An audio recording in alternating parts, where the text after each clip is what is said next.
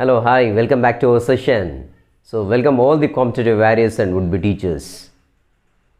So, మనం previous సెషన్లో మానవుల్లో అదేవిధంగా పెంపుడు జంతువుల్లో ఈ సూక్ష్మజీవుల వల్ల ఎలాంటి వ్యాధులు వస్తాయో చూడడం జరిగింది. So already we have seen the various kinds of diseases which are caused by the microorganisms in the human beings as in the domestic animals. In the today's session, we are going to discuss the kinds of diseases which are going to be caused by the microorganisms, especially in the plants, and how we are going to store the food, and what are the causes for the spoilage of this food. ఎలా food అనేది ఖరాబ్ అయిపోతుంది, so ఆహారాన్ని ఏ విధంగా నిల్వ చేసుకోవాలి, so ఎలాంటి పద్ధతులనే చూద్దాము. సో అంతేకాకుండా ఇంకా మొక్కల్లో ఎలాంటి వ్యాధులు ఈ యొక్క మైక్రోబ్స్ వల్ల కలుగుతుంటాయి. మైక్రోబ్స్ అంటే మనకు తెలిసిందే, శిలీంధ్రాలు కావచ్చు, వైరస్ కావచ్చు, బ్యాక్టీరియా కావచ్చు, ఓరల్స్ ప్రోటోజోవన్స్ కావచ్చు. సో వీటి వల్ల మొక్కల్లో ఎలాంటి వ్యాధులు కలుగుతాయో ఈరోజు సెషన్లో చూడబోతున్నాము. సో చూద్దాం మరి మొక్కల్లో ఎలాంటి వ్యాధులు కలుగుతాయి. So let us see the various kinds of diseases in the plants which are caused by the microbes. So especially మనకి మొక్కల్లో చూసినట్లయితే as we have divided in the previous session, so మన మానవుల్లో ఎలాంటి వ్యాధులు ఈ మైక్రోబ్స్ వల్ల కలుగుతాయి అనేది ఒక టేబుల్ ఇవ్వడం జరిగింది. సో ఆ టేబుల్ ఎలా స్ప్లిట్ చేసి నేర్చుకున్నాం మనం. So in the 3 ways we have split the table. So మనం ఎలా స్ప్లిట్ చేసాము, సో వేరియస్ మీడియా గాలి ద్వారానా, సో గాలి నీరు ద్వారానా, నీరు ఆహారం ద్వారానా ఎలా స్ప్లిట్ చేసామో ఇక్కడ కూడా మొక్కల్లో కలిగేటువంటి వ్యాధులు ఏవైతే ఉన్నాయో వాటిని కూడా అదే విధంగా స్ప్లిట్ చేసి చూద్దాము. సో ముందుగా మనకి మొక్కల్లో వచ్చేసి గాలి ద్వారా వచ్చేటువంటి వ్యాధులు ఏంటో చూద్దాము. సో గాలి ద్వారా వచ్చేసి మనకి ఎస్పెషల్లీ ఓన్లీ గాలి ద్వారానే so which are transmitted by the air. So అవి చూసినట్లయితే మనకి ఎస్పెషల్లీ సిట్రస్ క్యాంకర్ అనేటువంటి వ్యాధి. సో దేనిలో సంభవిస్తుందని చూసినట్లయితే నిమ్మ మొక్కల్లో ఈ వ్యాధి అనేది వస్తూ ఉంటుంది. మరి దేనివల్ల వస్తుందని చూసినట్లయితే మనకి జాంతోమోనాస్ సిట్రీ, ఒడిసి జాంతోమోనాస్ సిట్రీ. సో ఇదేంటి మరి ఏ మైక్రోబ్ అని చూసినట్లయితే ఇది వచ్చేసి బ్యాక్టీరియా.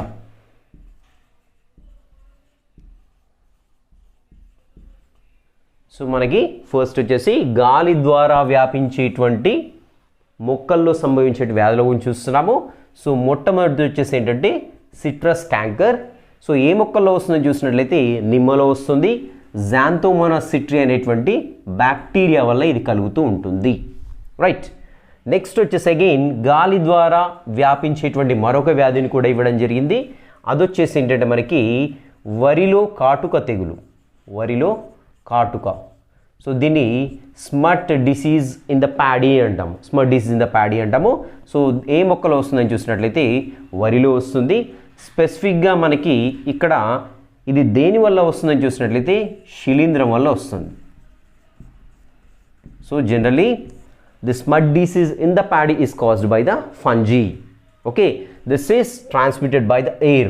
So air తో ఇదేంటంటే ఒక దగ్గర నుండి మరొక దగ్గరికి ఈ యొక్క ఆ యొక్క ఫంజీ ఏదైతే ఉందో దాని యొక్క స్పోర్స్ అనేవి స్ప్రెడ్ అవుతూ ఉంటాయన్నమాట. So as they are very minute in the size, they are transmitted by the air. So ఇవి రెండు వచ్చేసి గాలి ద్వారా మనకి ఒక మొక్క నుండి ఇంకొక మొక్కకి వెళ్తూ ఉంటాయి. సో మరి ఇంకా ఏమున్నాయని చూసినట్లయితే మనకి గాలి మరియు విత్తనాలు.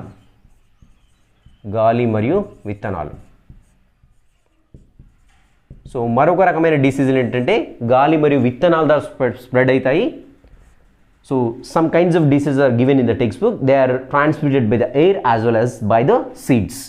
సో మరి ఏంటి గాలి మరియు విత్తనాల ద్వారా ఒక మొక్క నుండి మరొక మొక్కకు సోకే వ్యాధులు ఏంటంటే ఎస్పెషల్లీ మన వేరుశనగలో టిక్కా తెగులు.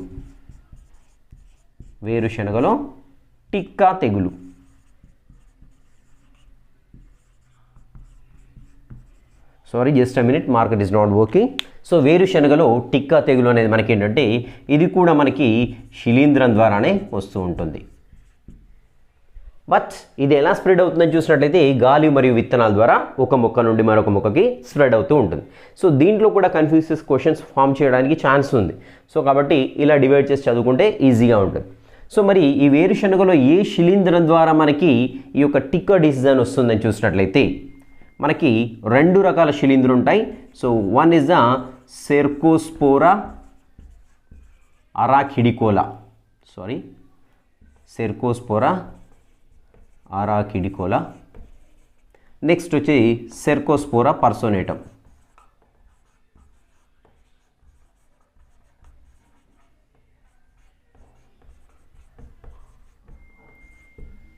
సో వేరుశనగలో మనకి 2 రకాల శిలీంధ్రాలు ఉంటాయి, Cercospora arachidicola and Cercospora personatum.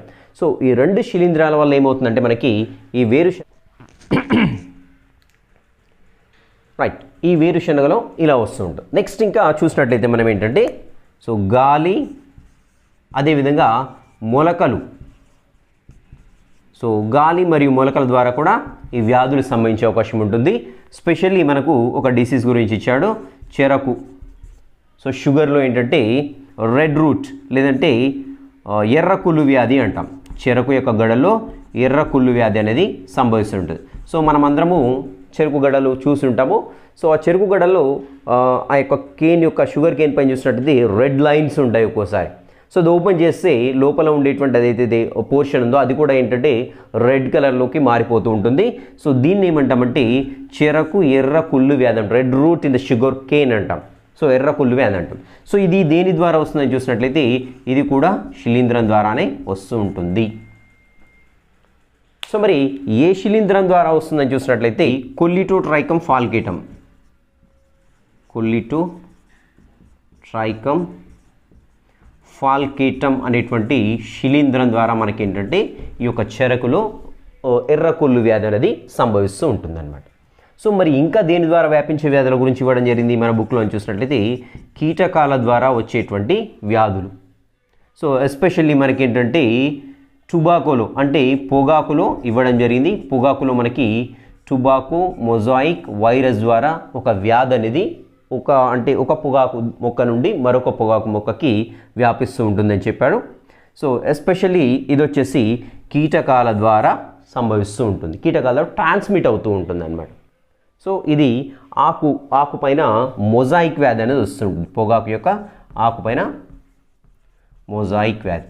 So mosaic అంటే తెలుగులో ఏమంటామంటే చిత్రవర్ణము అంటాం. సో చిత్రవర్ణం అంటే ఏంటంటే రకరకాల రంగుల్లో ఉంటుంది. సో అలా ఉంటే దాన్ని ఏమంటామంటే చిత్రవర్ణం అంటాం. సో ఇక్కడ ఏమవుతుందంటే ఈ టొబాకో మొజాయిక్ వైరస్ ఎప్పుడైతే ఈ యొక్క టొబాకో లీవ్స్ పైన అటాక్ చేస్తూ ఉంటుందో సో అప్పుడు ఆ లీవ్స్ యొక్క కలర్ ఏంటంటే డాటెడ్గా మారిపోతుంది and different kinds of colours అనేవి దాంట్లో కనపడుతూ ఉంటాయి.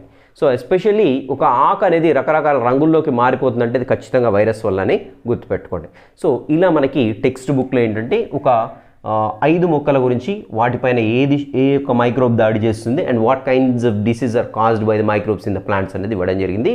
సో ఖచ్చితంగా ఇవి కూడా గుర్తుపెట్టుకోవాల్సిందే. There is chance of asking a question from this table. Okay, then let us see then ఆహార పదార్థాలు ఏ విధంగా నిల్వ చేస్తారు, ఎందుకు స్పాయిల్ అవుతాయి, సో స్పాయిల్ అయితే ఏమవుతుంది అనేది చూద్దాం ఇప్పుడు. రైట్, సో మరి ఆహార పదార్థాలు ఎందుకు స్పాయిల్ అవుతాయి, ఆహార పదార్థాలు ఎందుకు చెడిపోతాయి, why the food material is being spoiled, ఆహార పదార్థాలు పాడవడానికి కారణం ఏంటి, పాడవడానికి కారణం కూడా సూక్ష్మజీవులే. మరి సూక్ష్మజీవుల్లో మనకి చూసుంటాము. సో కొన్నిసార్లు ఫుడ్ పాయిజన్ అయింది. అసలు ఫుడ్ పాయిజన్ ఎందుకు అవుతుందని చూసినట్లయితే ఎస్పెషల్లీ మనకి ఫుడ్ పాయిజన్ వచ్చేసి ఒక బ్యాక్టీరియా ద్వారా అవుతుంది ఫుడ్ పాయిజనింగ్. సో అది వచ్చేసి మనకి ఏంటంటే క్లాస్ట్రీడియం బొటూలినం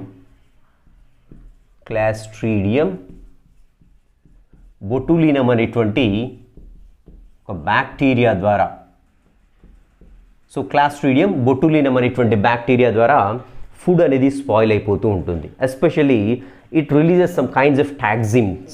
సో అలా దీన్ని ఆహారం విషపూరితం కావడాన్ని especially by the Clostridium botulinum bacteria, so దీన్ని ఏమంటామంటే బొటూలిజం అంటాం.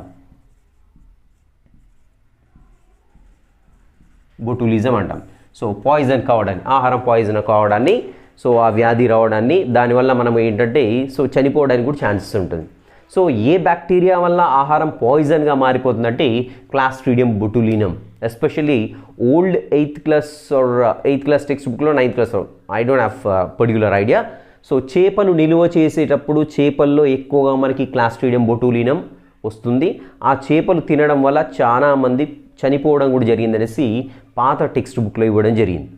చూడండి ఇక్కడ ఆహారం విషతుల్యం కావడానికి ఈ బ్యాక్టీరియా కారణం. దీన్ని ఆహారం విషతుల్యం అయిన తర్వాత దీన్ని ఏమంటామంటే, ఆహారం తీసుకొని జబ్బున పడడాన్ని ఏమంటామంటే బొటులిజంగా చెప్పుకుంటూ ఉంటాం.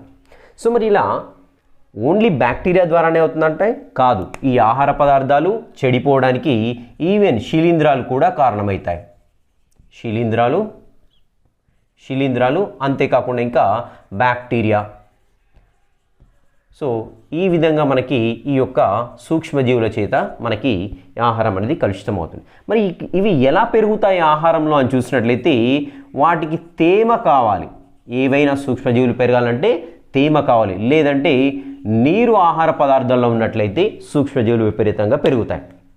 ఆరల్స్ సో లేదు అనుకుంటే సరి అయిన ఉష్ణోగ్రత కావాలి వాటికి పెరగాలంటే. సో ఏమేం కావాలి, ఆహార పదార్థాలపైన సూక్ష్మజీవులు పెరగాలంటే దానికి కంపల్సరీ తేమ ఓరల్స్ నీరు కావాలి. అదేవిధంగా సరిపోయేంత ఉష్ణోగ్రత ఉన్నట్లయితే ఖచ్చితంగా సూక్ష్మజీవులని ఆహార పదార్థాలపైన పెరుగుతాయి. సో దీన్ని బేస్ చేసుకొని, ఈ రీసెర్చ్ని బేస్ చేసుకొని ఏంటంటే సైంటిస్టులు అనేవాళ్ళు అనేక ప్రయోగాలు చేసి ఆహార పదార్థాల్లోని నీటిని లేదంటే తేమ శాతాన్ని తగ్గించడము, లేదంటే ఆ ఆహార పదార్థాన్ని నిల్వ చేసినప్పుడు ఉష్ణోగ్రతను తగ్గించడము, లేదంటే ఆ ఆహార పదార్థాలు నిల్వ చేసినప్పుడు ఆ ఏరియాలో గాలి లేకుండా చేయడం జరిగింది. సో ఫలితంగా అనేక రకాల ఆహార పదార్థాలని స్టోర్ ఏ విధంగా చేయాలో తెలుసుకోవడం జరిగింది. సో ఇప్పుడు ఆహార పదార్థాల నిల్వ ఏ విధంగా ఉంటుందో చూద్దాం. ఆహార పదార్థాల నిల్వ. సో మనందరికీ తెలిసిందే, ఇంట్లో ఆహార పదార్థాలని ఏ రూపంలో నిల్వ చేస్తుంటాం, మామూలుగా పచ్చళ్ళ రూపంలో నిల్వ చేస్తుంటాం, రైట్.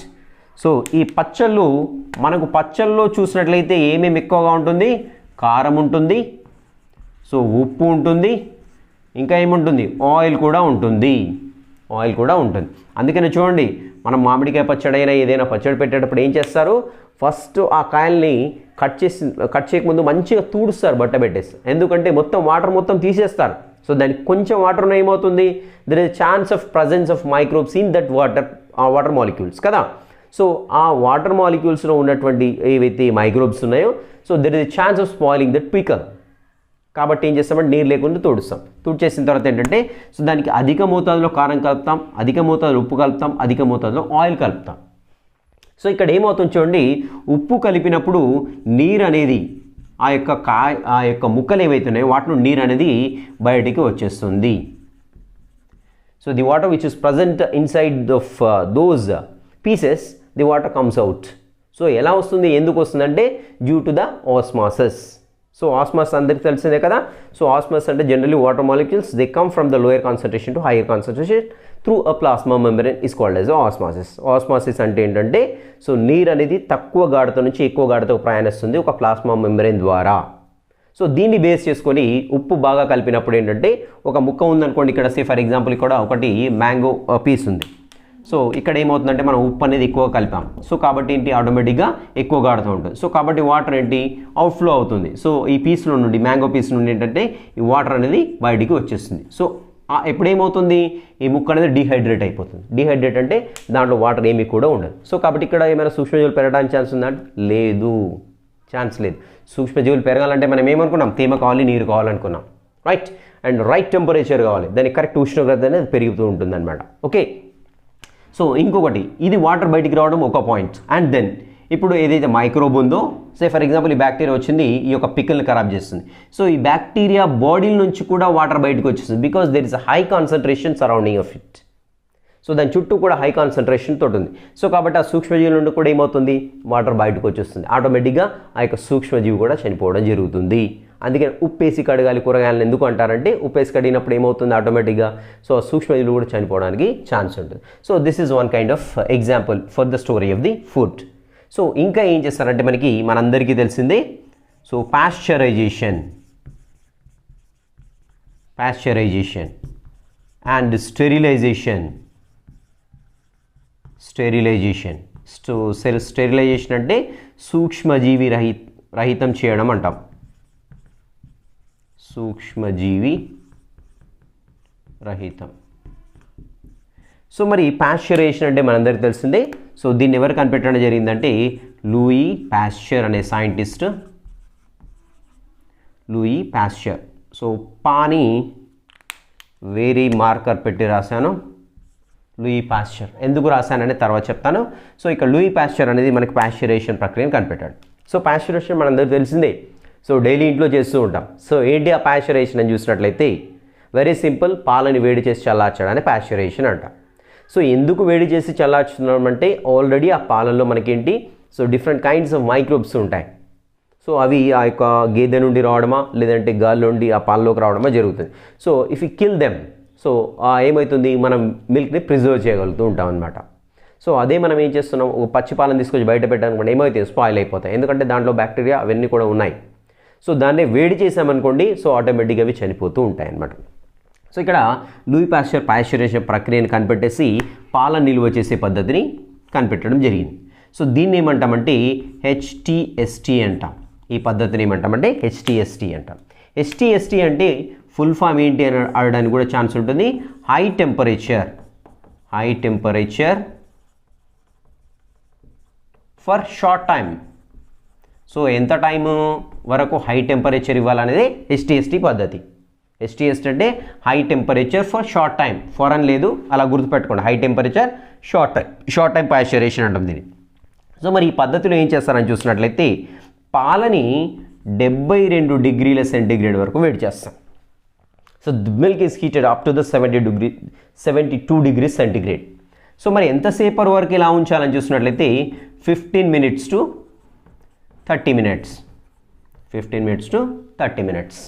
సో పావు గంట నుంచి అరగంట వరకు పాలని ఎన్ని డిగ్రీల సెంటీగ్రేడ్ దగ్గర వేడి చేస్తారంటే 72 సెంటీగ్రేడ్ దగ్గర వేడి చేస్తారు. వేడి చేసి ఏం చేస్తారు, చల్లార్చుతారు. నెక్స్ట్ ఏం చేస్తారంటే చల్లార్చిన తర్వాత దాన్ని ఏం చేస్తారంటే దాన్ని ప్యాకెట్స్లో ప్యాక్ చేసేసి మనకి సేల్ చేస్తూ ఉంటారు. This is one kind of pasteurization. అర్థమవుతుంది కదా, రైట్. సో ఇలా మనకి even if you buy a milk packet from the market you can observe that this is the pasteurized milk అని ఉంటుంది దానిపైన. సో పాశ్చరైజ్డ్ అంటే ఆల్రెడీ ఆ పాలను ఏం చేశారు, కాగబెట్టారు, చల్లార్చారు, స్టోర్ చేశారనమాట. సో ఇదొక పద్ధతి. ఇంకో పద్ధతి వచ్చేసి మనకి వ్యాట్ పద్ధతి అని ఉంటుంది, వ్యాట్ పద్ధతి.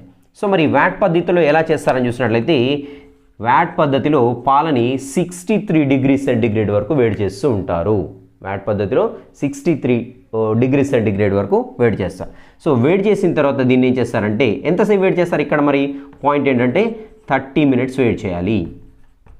సో ఎందుకు 30 minutes ఇక్కడ అని చూసినట్లయితే చూడండి, ఇక్కడ మనం ఉపయోగించేటువంటి టెంపరేచర్ అయితే తక్కువ. సో 72తో కంపేర్ చేసినట్లయితే తక్కువ ఉపయోగిస్తున్నాం వ్యాట్ పద్ధతిలో, ఇజంట్ ఇట్. సో తక్కువ డిగ్రీస్ ఉష్ణోగ్రత ఉపయోగించినప్పుడు ఏం చేయాలంటే ఎక్కువసేపు వేడి చేయాలి కదా.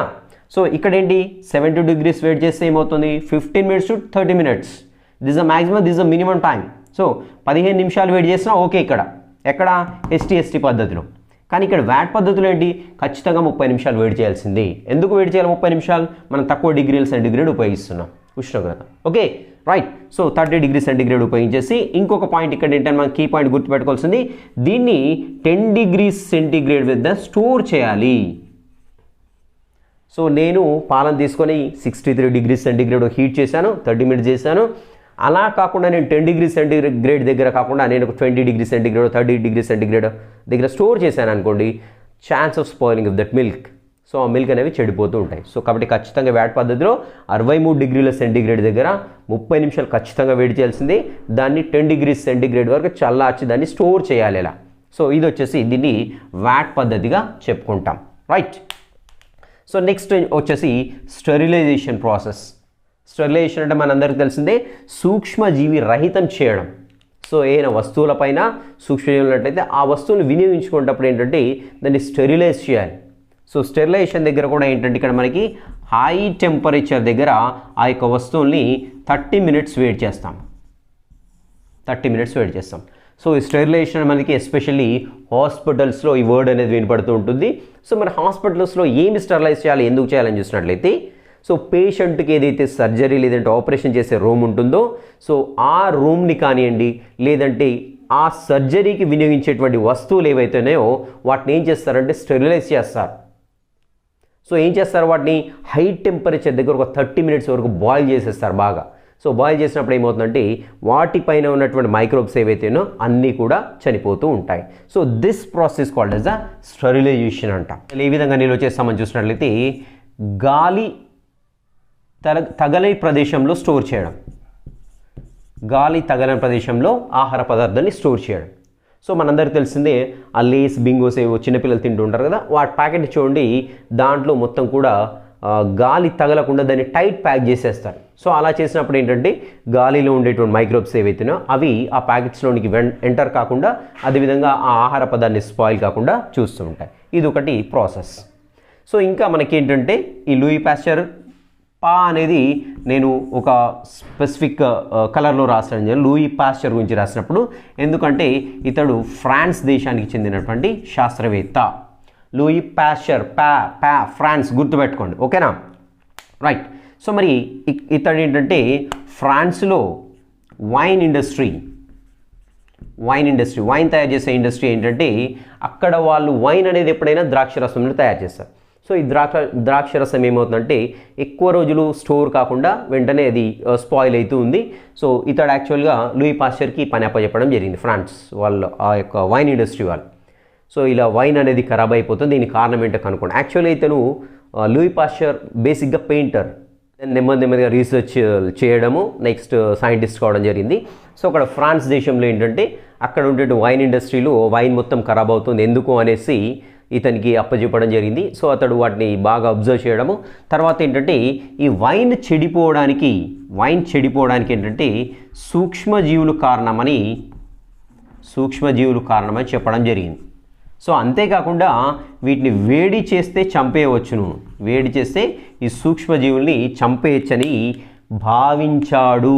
గుర్తుపెట్టుకోండి, వేడి చేస్తే సూక్ష్మజీవుల్ని చంపేయవచ్చు లేకుంటే తీసేయచ్చు అనేసి ఇతడు భావించడం జరిగింది. ఎవరు? Louis Pasteur. బాగా గుర్తుపెట్టుకోండి, ప్రూఫ్ చేయలేదు ఇతను. సో లూయి పాస్చర్ ఏం చేశాడు, వైన్ని వేడి చేస్తే ఈ యొక్క సూక్ష్మజీవుల్ని చంపేయవచ్చని భావించడం జరిగింది. సో మరి ఎవరు నిరూపించాడు వేడి చేస్తే వీటిని చంపేయచ్చని నిరూపించే శాస్త్రవేత్త ఎవరని చూసినట్లయితే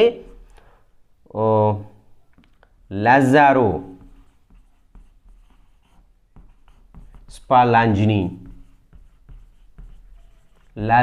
స్పాలాంజిని అనేటువంటి సైంటిస్ట్ ఎవరైతే ఉన్నారో అతడు వేడి చేస్తే సూక్ష్మజీవుల్ని చంపేయవచ్చు అనేసి నిరూపించాడు. గుర్తుపెట్టుకోండి ఇక్కడ. సో మనకి కన్ఫ్యూజ్ చేయడానికి ఛాన్స్ ఉంది ఇక్కడ. సో వేడి చేస్తే సూక్ష్మజీవులు చనిపోతాయని భావించిన శాస్త్రవేత్త ఎవరు అన్నప్పుడు ఏం చెప్పాలి? లూయి పాస్చర్ చెప్పాలి. ఏ దేశానికి చెందిన శాస్త్రవేత్త? ఫ్రాన్స్ దేశానికి చెందినటువంటి శాస్త్రవేత్త.